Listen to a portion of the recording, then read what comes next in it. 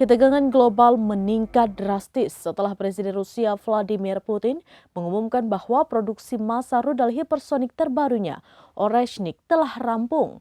Rudal canggih ini yang diyakini berkemampuan nuklir akan ditempatkan di Belarus pada akhir tahun 2025, hanya sepelemparan batu dari perbatasan anggota NATO Polandia.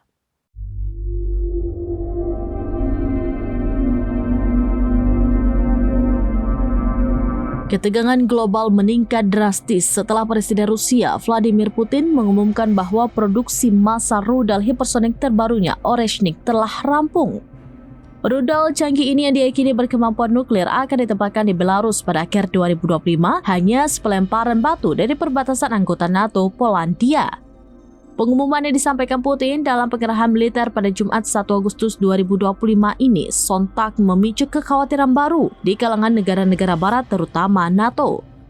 Rudal Oreshnik sebelumnya telah diuji coba dengan sukses pada November 2024 saat menyerang pabrik senjata di Ukraina. Keberhasilan uji coba tersebut membuat Putin memerintahkan produksi massal dan kini rudal-rudal tersebut siap untuk disiagakan. Putin mengklaim meskipun Oreshnik memiliki versi nuklir, rudal konvensionalnya saja sudah mampu menimbulkan kerusakan dahsyat setara ledakan nuklir berdaya rendah. Penempatan rudal ini di Belarus dianggap sebagai langkah strategis Rusia untuk menekan NATO.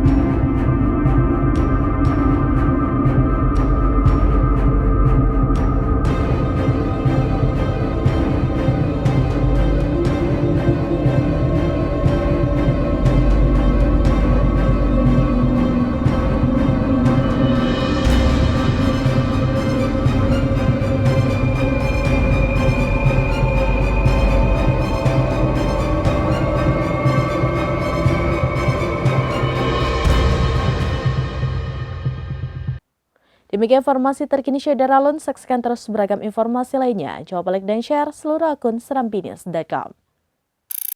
Download Tribun X sekarang, menghadirkan lokal menjadi Indonesia.